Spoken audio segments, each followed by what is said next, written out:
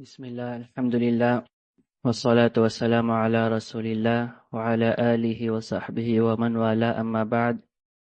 So inshallah ta'ala, i-continue natin ang klase natin sa Sharh Qawaid al-Arba' ni Sheikh Salih ibn Fawzan al-Fawzan hafidhahullahu ta'ala. At mayroong iilang mga ikhwa wa akhawat na nag-request na instead of 20 minutes class, gagawin natin 30 minutes. Bilang pagsagot sa kanilang request, so inshallah starting sa araw na ito, gagawin natin 30 minutes ang klase natin. At alam ng iilan sa inyo or karamihan sa inyo na ang initial plan ng klase na ito is 20 minutes per session and every 2 weeks ang initial plan. And ang purpose doon is para may enough time ang lahat para makapag-review, makapag-memorize and so on. Ang pag-revise, ang muraja'a, ito ay aham or mas importante kaysa sa pagkuha ng bagong kaalaman. At base sa exam na na-take ng ilang mga ikhwa o akhawat, gusto ko i-emphasize na kapag magre-review tayo, hanap tayo ng isang partner or kasama o isang kaibigan na kung saan pwede tayo mag-review kasama sila. Dahil napansin ko sa sagot ng ilang mga nag-take ng exam is mali ang mga spelling, especially sa Arabic, na nakuha nila. At sa pag-revise regularly, mas magiging matatag ang kaalaman natin. Mas magiging matatag ang kaalaman natin and at the same time, mas magiging familiar tayo or ma-memorize ang mga akwal, ang mga kasabihan o ang mga explanation ng mga ulama natin kahit na ito ay in summary, in summary dahil ito ang weapon natin. Ito ang weapon natin laban sa mga ahlul bid'ah wa ahlul ahwa na mayroon tayong mga akwal, mga kasabihan at mga explanation ng mga ulama kung saan binabalikan natin ito at hindi tayo bumabalik sa ating mga opinion. So, i-continue natin bi'idhnillah ta'ala at nag-stop tayo sa huling klase sa Qaulul Musannif o Qaulul Muallif al-Mujaddid. At ipapaliwanag natin ito sa 5 punto. Ang una is ano ang pagsasali nito, anong translation nito. Ang ikalawa ay anong hadith na binanggit ng Propeta Muhammad sallallahu alaihi wasallam tungkol dito. At ang ikatlo, mga halimbawa ng mga mujaddid, sino-sino ang mga mujaddid sa bawat 100 taon, every 100 years. At ang tatlong ito is nabanggit na natin sa last lesson. So balikan na lang ninyo ang audio if ever hindi ninyo napakinggan yon. At ang ika-4 na punto ay ang mujaddid ba ay isang tao lamang o higit pa sa isang tao? At ang ika-5 ay ano ang ibig sabihin ng magpapapanibago or magpapakilala ba sila or magpapakilala ba siya ng mga makabagong bagay sa relihiyon o ano ang tinutukoy sa kalimang mujaddid. At sa ika-4 na punto, at ito tayo magsisimula, ang mujaddid ba ay isang tao lamang o higit sa isang tao? Sinabi ni Al-Hafidh al-Dhahabi rahimahullah ta'ala sa kanyang kitab Tarikhul Islam, وَالَّذِي أَعْتَقِدُهُ مِنَ الْحَدِيثِ أن لفظ من يجدد للجمع لا للمفرد والله أعلم. Sinabi ni Al-Dhahabi rahimahullah ta'ala, ang pinaniniwalaan ko mula sa hadith ay ang salitang al-mujaddid or man yujaddid, ang magpapapanibago ay para sa pangmaramihan at hindi para sa isahan, hindi para sa singular or isang tao lamang. Wallahu a'lam, at ang Allah ang mas nakakaalam. At sinabi ni Al-Hafidh ibn Hajar rahimahullah ta'ala sa kanyang kitab Fathul Bari, at ang Fathul Bari, itong kitab na ito ay explanation ni Ibn Hajar rahimahullah ta'ala sa kitab na Sahih al-Bukhari. So sinabi ni Ibn Hajar sa kanyang kitab na Fathul Bari fi Sharhi Sahih al-Bukhari, la yalzamu an yakuna fi ra'si kulli 100 sanatin wahidun faqat. بل يكون الأمر فيه كما ذكر في الطائفة وهو متجه. Hindi kinakailangan na sa bawat 100 taon every 100 years ay may isa lamang o isang mujaddid lamang. Sa halip, ang bagay na ito ay tulad na nabanggit patungkol sa grupo. Ibig sabihin, maaring ito ay mga grupo o iilan sa mga ulama na matatawag sila na mujaddid. At sinabi ni Sheikh Al-Allama Hamud At-Tuwaijiri, rahimahullah ta'ala, namatay siya 1413 Ba'da al-Hijra or 1992, isa sa mga ulama sa recent generation. Sinabi niya, وَأَمَّا قَصْرُ الْحَدِيثِ عَلَى أَشْخَاصٍ مَعْدُودِينَ في كل 100 سنة واحد منهم فهو بعيد جدا والحديث لا يدل على ذلك. Ngunit ang paglimita ng hadith sa iilang mga tao sa bawat 100 taon na isa lamang sa kanila ay napakalayo sa tunay na kahulugan at hindi ito ipinahihiwatig ng hadith. لأن لفظة من يراد بها الواحد ويراد بها الجماعة. Dahil ang salitang man, dun sa hadith, binanggit man yujaddid, kung sino ang mag-introduce or magpapanibago. So ang salitang man ay maaring tumukoy sa isang tao lamang o maaring tumukoy sa grupo. Pwede ito in reference sa isang tao lamang or in reference sa grupo. وعلى هذا فحمل الحديث على الجماعة القائمين بنشر العلم وتجديد الدين أولى من حمله على واحد منهم. At dahil dito at batay dito, ang pag-ugnay ng hadith na ito sa grupo na nagpapalaganap ng kaalaman at nagbabago sa relihiyon ay mas tama kaysa sa pag-ugnay nito sa isa lamang sa kanila. So basically, in summary, sa sinabi ni Imam Al-Zahabi, Ibn Hajar wa Sheikh Hamud At-Tuwaijiri rahimahumullah, na ang mujaddid ay hindi isang tao lamang sa every 100 years. So maaari ito sa isang grupo ng mga ulama or more than isang tao na sa every 100 years. At sa ikalimang punto, at ito ang huling punto tungkol sa kalima na al-mujaddid, ano ang ibig sabihin ng magpapapanibago? Magpapakilala ba sila or siya ng mga makabagong bagay sa relihiyon? Or anong ibig sabihin ng yujaddid? So may kalam ang Lajnatud Daima or ang Permanent Committee ng mga ulama dito sa Mamlaka sa Saudi Arabia. At dahil sa oras, hindi ko babasahin ng Arabic. So ang translation nito ay ang kahulugan ng sinabi ng Propeta Muhammad sallallahu alaihi wasallam, yujaddidu laha dinaha, magpapapanibago ng relihiyon nito o buhayin nila ang relihiyon na ito, ay tuwing nalilihis ang karamihan sa mga tao mula sa tuwid na landas ng relihiyon na pinakompleto ng Allahu Azza wa Jal para sa kanyang mga alipin at iginawad sa kanila ang kanyang mga biyaya at pinili niya ito bilang kanilang relihiyon, magpapadala ang Allah Subhanahu wa Ta'ala sa kanila ng mga ulama o isang alim, isang scholar na may kaalaman sa Islam at tagapag-anyaya na may tamang pag-unawa. Binibigyan nila ng liwanag ang mga tao sa aklat ng Allah at sa matatag na sunna ng kanyang sugo. At inilalayo sila sa mga bid'a, mga makabagong gawain sa relihiyon. At nagbibigay sila ng bala sa kanila laban sa mga makabagong gawain sa relihiyon.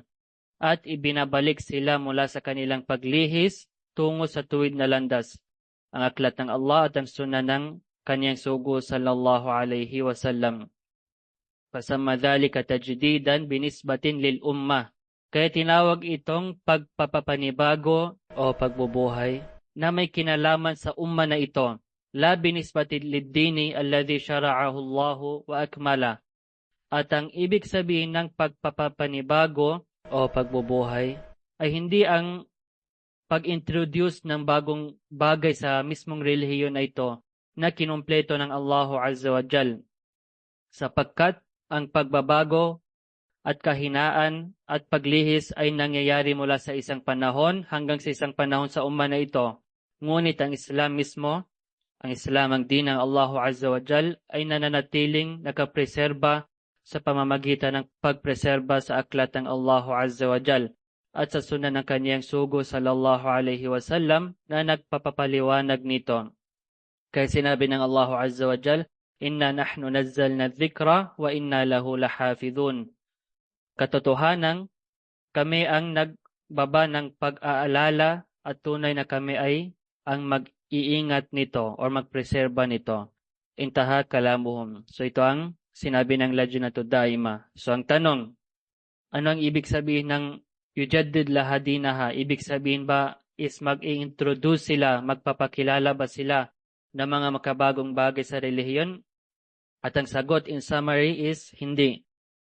Dahil ang tinutukoy dito ay ang pagpapapanibago sa umma na ito, kung saan ang karamihan ng mga tao ay nakalimutan na nila ang Quran, nakalimutan nila ang sunnah ng Propeta Muhammad sallallahu alaihi wasallam at gumagawa sila ng mga syirkiyat wal bid'ah at nagpapadala ang Allah Azza wa Jalla ng isang mujaddid, ng isang alim o isang grupo ng mga ulama kung saan dahil sa da'wa nila is nagpapapanibago ang Allah Subhanahu wa Ta'ala o binubuhay ng Allah Azza wa Jalla para sa umma na ito ang din ng Allah Subhanahu wa Ta'ala. In short, ma-revive ang din ng Allah Azza wa Jal. So ito ang tungkol sa kalima na al-mujaddid. At ang dahilan na bakit medyo tumagal tayo dito sa kalima na al-mujaddid dahil sa baka may mga misinterpretation ang iba or hindi nila masyado maintindihan ang kalima na mujaddid. Kaya binanggit natin ang iba't ibang mga akwal na mga ulama. So ang next is Muhammad ibn Abdul Wahhab rahimahullah. Sinabi ni Sheikh Al-Fawzan na ang kitab na ito ay inakda ni Sheikhul Islam Al-Mujaddid Muhammad ibn Abdul Wahhab rahimahullah. So ang kalima na Muhammad, ito ang pangalan ng author na ito, ng may akda ng kitab na ito, si Muhammad. At ang next na kalima is Ibn. At ang word na Ibn, ibig sabihin anak na lalaki. Or sa English, son. Ang Ibn, ibig sabihin anak na lalaki or son. Abdul Wahhab, ito ang pangalan ng tatay ni Muhammad. Ito ang pangalan ng tatay ni Muhammad. So Muhammad ibn Abdul Wahhab, si Muhammad, ang anak ni Abdul Wahhab. Ang next na tatlong kalima, alfaz, is rahimahullah. At ang word na rahimahu ay nahahati sa dalawang word, dalawang kalima. Ang rahima, ibig sabihin ang awa or ang mercy. At ang hu, ang damir na hu, pronoun na hu, is para sa lalaki bumabalik sa kay Muhammad bin Abdul Wahhab. At ang translation na is siya or him. At ang Allah, Lafdul Jalala Allah, isa sa mga pangalan ng Allah Azza wa Jal. So ang rahimahullah is, ang meaning nito is, naway kaawan siya ng Allah Azza wa Jal. May Allah have mercy upon him. Sheikhul Islam Al-Mujaddid Muhammad bin Abdul Wahhab, Muhammad ang anak ni Abdul Wahhab, naway kaawan siya ng Allah Azza wa Jal. So ang next na mga words na binanggit ni Sheikh Salih Al-Fawzan, and if may mga bagay na hindi masyado clear sa explanation or hindi masyado maintindihan, open ang chat box ng Zoom call na ito, pwede ninyo i-type at isasagot natin bidnillah ta'ala. So sinabi ni Sheikh Al-Fawzan hafidhahullah ta'ala, li'annani lam ara man sharahaha. Li'annani lam ara man sharahaha. So ang first is li, ang letra na lam na may kasra, li. At ang ibig sabihin ng li is dahil or sapagkat or sa English because. At ang word na annani is katotohanan ako. Katotohanan ako. Or sa English, verily I. Ang annani, ibig sabihin katotohanan ako or verily I. At ang next na word is lam. Ang next na word ay lam. At ang translation nito ay hindi or wala. Or sa English, did not. Lam, ang translation nito sa Tagalog ay hindi or wala. Or sa English is did not. At ang translation ng next word, ara. Ang ara, ibig sabihin nakita ko. Ang ibig sabihin ng ara is nakita ko. Or sa English, I see. Ang next na word is man. At ang translation na ito is sino man. Sa Tagalog, sino man, or sa English, who. Ang man, translation nito sa Tagalog ay sino man, or sa English is who.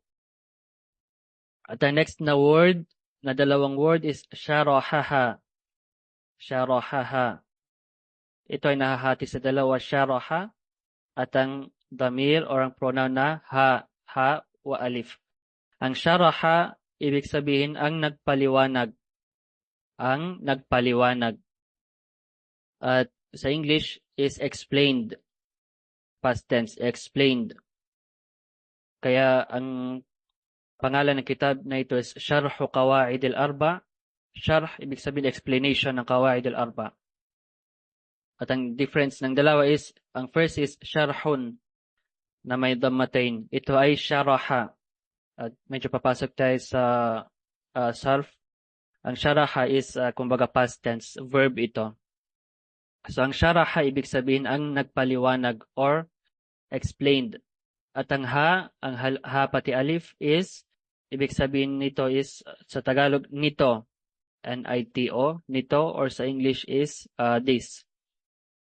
Ang ibig sabihin ng love or ang salita na lianna nilam araman sharahaha is dahil wala akong nakita na nagpaliwanag nito. Dahil wala akong nakita na nagpaliwanag nito, ibig sabihin ang qawaid al-arba. Sa English, because verily I did not see anyone who has explained this. So, ang next na phrase is فَأَحْبَبْتُ أن أشرحها حسب وسعي وطاقتي. فأحببت أن أشرحها حسب وسعي وطاقتي. So, ang first na letra dito is fa. At ang ibig sabihin ng fa dito is, ang letrang fa dito is kaya. Or sa English, so. Ang ibig sabihin ng letrang fa is kaya. Or sa English is so. At ang ahbabtu ibig sabihin ninais ko or gusto ko. Ninais ko or gusto ko. Or sa English, I loved or I wanted. At ang word na an, usually depende ito sa flow ng sentence, ang word na an. Pero sa sentence na ito, ang ibig sabihin ng an dito is, sa Tagalog is na. N-A. Na. At sa English is that. At hindi ito that as in ismul isyara na tinutukoy mo sa isang bagay na nasa malayo. Inshallah, maintindihan natin ito kapag idugtong natin ang mga sentences. Dahil kinukuha natin dito as of now is ang meaning ng every single word. At once makuha natin ang every single word is idugtong-dugtong natin ito lahat. Bidnillah ta'ala. At ang next na word is ashrahu. Ashrahu. At ang ashrahu is similar sa kinuha natin kanina is sharaha at sharhun. Ang ashrahu is fi'lun mudari or ang present tense. Ang ibig sabihin or ang translation nito is ipaliwanag ko or I explain. Ipaliwanag ko or I explain. At ang ha pati alif ashrahuha, ang ha pati alif is pronoun na bumabalik sa Qawaid al-Arba, ang kitab ng Qawaid al-Arba, at ang translation ng ha dito is ito. Sa Tagalog is ito. Or sa English, it. Ang next na word is hasaba. Ang ibig sabihin ng hasaba is ayon sa. Ang ibig sabihin ng hasaba is ayon sa. Or sa English, according to. Sa English, according to. Ang next na word ay wus'i. Wus'i. Ibig sabihin, aking kakayahan. Or sa abot ng aking makakaya. Aking kakayahan or sa abot ng aking makakaya. Or sa English, according to my capability. My capability. Ang wus'i is aking kakayahan or abot ng aking makakaya. Or sa English, my capability. At ang next na word ay ang letrang waw. At ang translation nito is at, or sa English, and. At siguro nabanggit na natin ito previously. At ang next na word is taqati. Taqati. At ang ibig sabihin ng taqati ay lakas ko. Lakas ko, or aking lakas. Or sa English, may energy or may capacity. Ang taqati, ibig sabihin lakas ko. Or sa English, may energy or may capacity. Ulitin natin ang phrase na fa'ahbabtu an ashrahaha hasaba wus'i wa taqati. Kaya ninais ko na ipaliwanag ito. Kaya ninais ko na ipaliwanag ito ayon sa aking kakayahan at lakas. Kaya ninais ko na ipaliwanag ito ayon sa aking kakayahan at lakas. Sa English, so I wanted to explain it, meaning the book, according to my ability and capacity. At ang last phrase para sa introduction ni Sheikh Salih Al-Fawzan, Wallahu ya'fu amma qassartu fihi. Wallahu ya'fu amma qassartu fihi. At first na word dito is ang kalima na waw or ang letra na waw. At nabanggit na natin ito. Ibig sabihin nito is at or sa English is and. Ang lafdhul jalala, Allah. Ang next na word is ya'fu. Ang ya'fu, ang translation nito is nagpapatawad.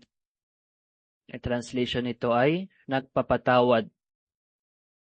Or pinapalampas. At parang mas closer ang translation na pinapalampas kaysa sa nagpapatawad. Sa English ay pardon. Ang ya'fu, pwede ito i-translate as nagpapatawad or pinapalampas. Sa English is pardon. At mas malapit ang kahulugan o ang translation ng ya'fu sa translation na pinapalampas kaysa sa nagpapatawad.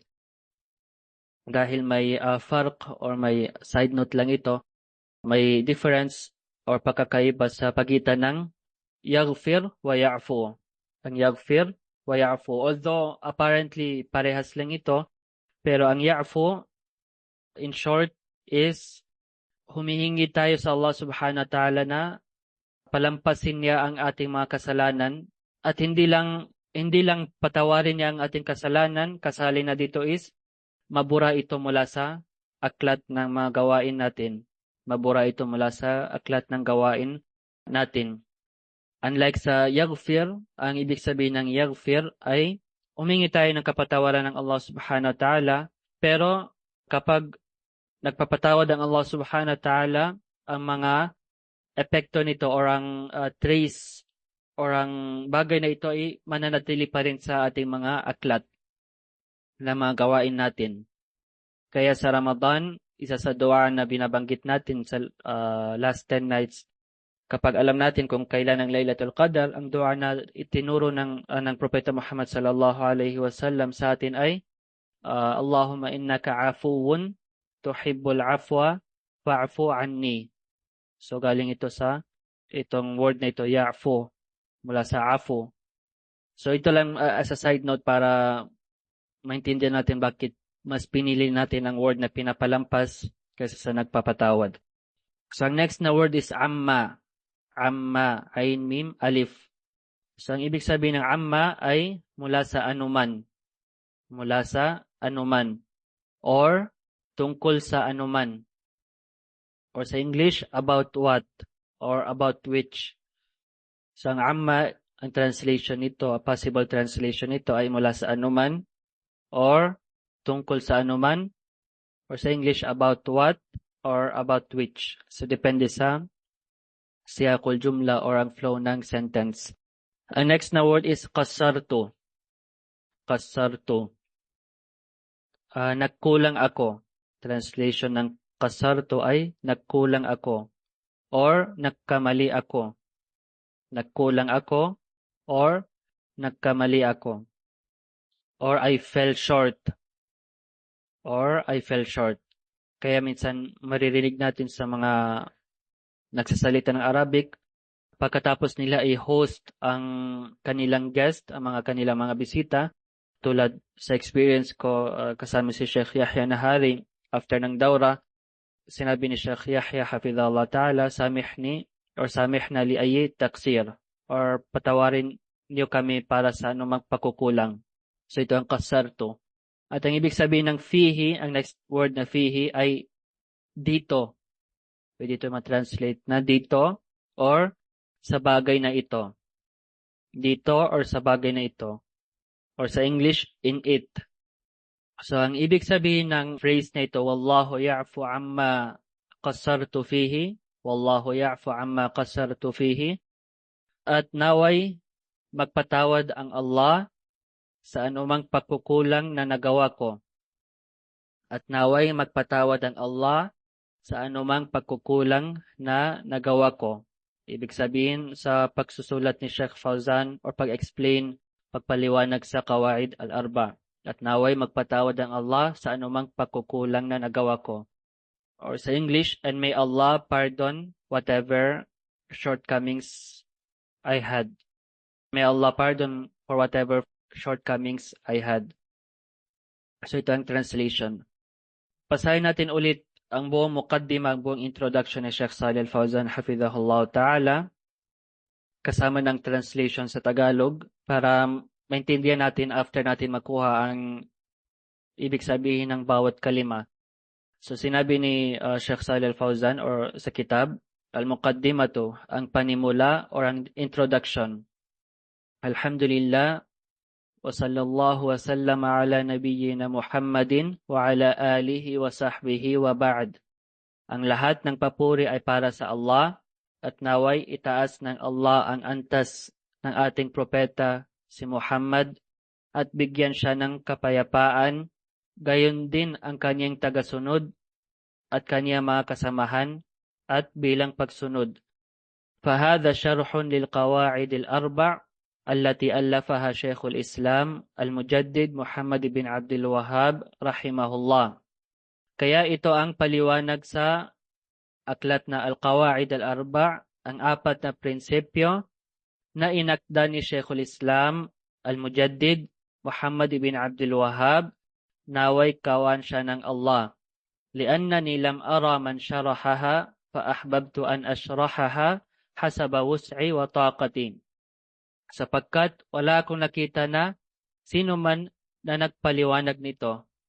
Kaya ninais ko na ipaliwanag ito ayon sa aking kakayahan at lakas. Wallahu ya'fu amma qasartu fihi, at naway magpatawad ang Allah sa anumang pagkukulang na nagawa ko dito or sa pagsusulat ng kitab na ito. At kukunin natin ang last na phrase sa next page. Qala al-muallifu rahimahullah. Qala al-muallifu rahimahullah.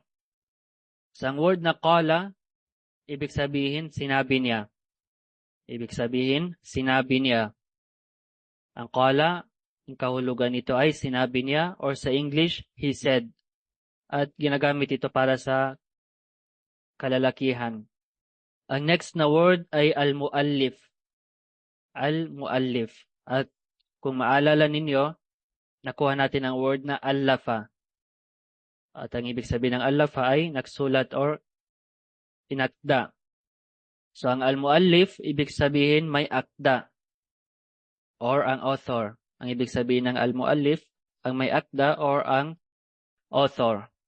Rahimahullah, at nakuha na natin ang rahimahullah, naway kawan siya ng Allah. At ang next na word ay ta'ala. Ang next na word ay ta'ala, ang kataas-taasan. Ibig sabihin ng ta'ala ay ang kataas-taasan, or sa English, the Most High. So, qala al-muallif rahimahullahu ta'ala, ibig sabihin, sinabi ng may akda, or sinabi ng author, naway kawan siya ng Allah, ang kataas-taasan. Sa English, the author said, may Allah the Most High have mercy upon him.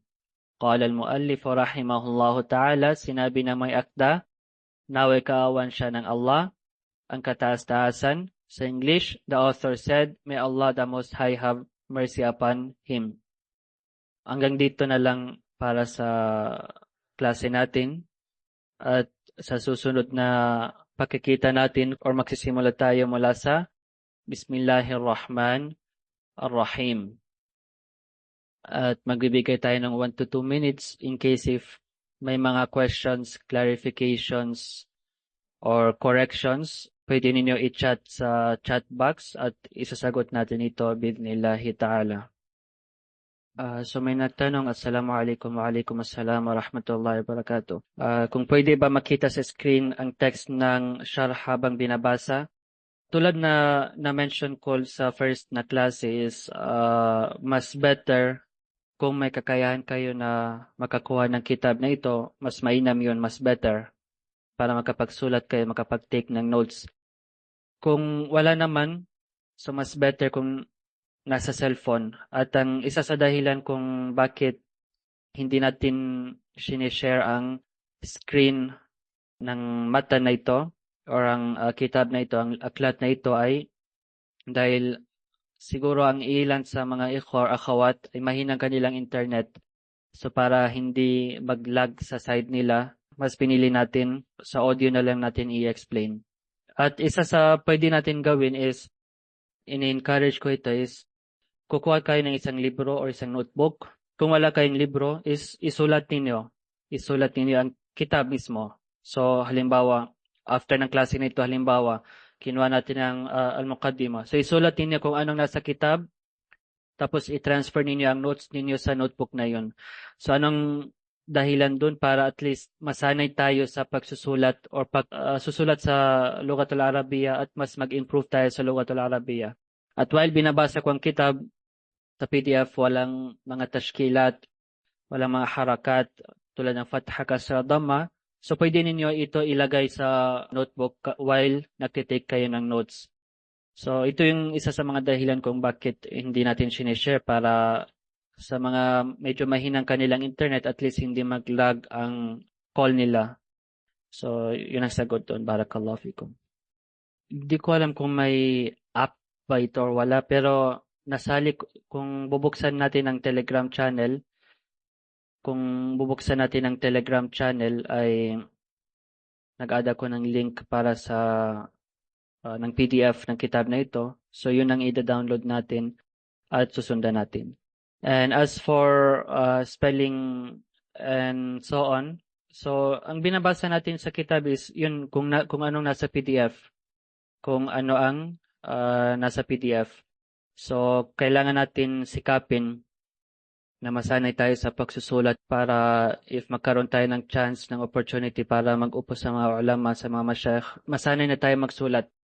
So, hindi tulad ng ginagawa ng iba is halos binibigay nila lahat ng bagay ng mga PDF, ng lahat ng notes, lahat ng explanation sa mga estudyante. So, ang mangyayari is magiging mahinang estudyante. So, halimbawa tulad sa klase namin dito sa Jamiatul Islamiyah, may isang subject kami al-Muharrar or Hadith Tahlili. Mag-explain ng sheikh at isusulat namin lahat ng explanation na sinasabi niya. At hindi siya magbibigay ng anumang PDF ng explanation kung saan siya nagbabasa. Sinasabi nila is magsulat kayo. At kung ano ang nasulat ninyo, ito ang magiging parang mudhakkira or parang libro ninyo, reference ninyo para mag-study at doon gagaling ang exam. Kapag may kulang sa notes ninyo is tanungin natin ang kasama natin. So ito ang isa sa dahilan kung bakit tayo gumawa ng group chat para if in case hindi tayo sure kung tamang spelling, tamang na-take note natin or hindi, is pwede natin itanong sa group at magtulungan tayo sa isa't isa. So, ito ang sagot para sa question kung just in case if magkamali sa spelling and so on. Ito ang manhaj na susundin natin para inshallah makikita ninyo once matatapos natin ang kitab na ito, makikita ninyo ang bunga or ang fruits ng pagod natin na sa notes during the class is magte-take notes tayo after ng class, ilipat natin sa or before natin ilipat sa ibang notebook is tanungin natin ang mga kasama natin, tama bang nasulat ko, tama bang naintindihan ko, at once na confirm na natin, ilipat natin sa isang notebook na malinis na kung saan pwede natin isulat lahat at maging reference ito. So, kailangan isanin natin ito sa talabul ilm natin para ang community natin ay maging malakas. So, para in case, if tulad na na-mention ko, magkaroon tayo ng opportunity para mag-upo sa mga ulama, sa mga masyaikh is, masanay na tayo sa pagsusulat. At syempre, ang mga masyaikh is hindi sila nagbibigay ng mga PDF or so on. And most of the time is, galing ito sa kanilang memory. So, ang next na question is, hanggang kailan pwede mag-take ang quiz? So, ang quiz is open. So, whenever ready kayo mag-take ng quiz, mag-take kayo ng quiz. So, i-check ko at i-release ko ang score bid nila Ta'ala. Pero before tayo mag-take ng quiz, i-make sure natin tama ang mga notes na na-take natin, confirm natin sa mga kasama natin. So, nagtafi bihadal qadar. So, sa mga hindi pa naka-take ng quiz, meron tayong quiz para sa last 3 lessons. Nasa Telegram ang link para doon. At in-encourage ko na mas mag-effort tayo, memorize natin ano ang ibig sabihin ng bawat kalima para inshallah mas paunti-unti maintindihan natin ang mga klase ng mga masyaikh, ng mga ulama, maintindihan natin ang Quran, maintindihan natin ang hadith ng Propeta Muhammad sallallahu alaihi wasallam, at hindi tayo masyado magbase sa translation. Wa naktafi bihadha al-qadar. Jazakumullah khairan ala husni istima'ikum wa sallallahu ala nabiyyina Muhammadin wa ala alihi wa sahbihi wa sallam. Wassalamu alaikum warahmatullahi wabarakatuh.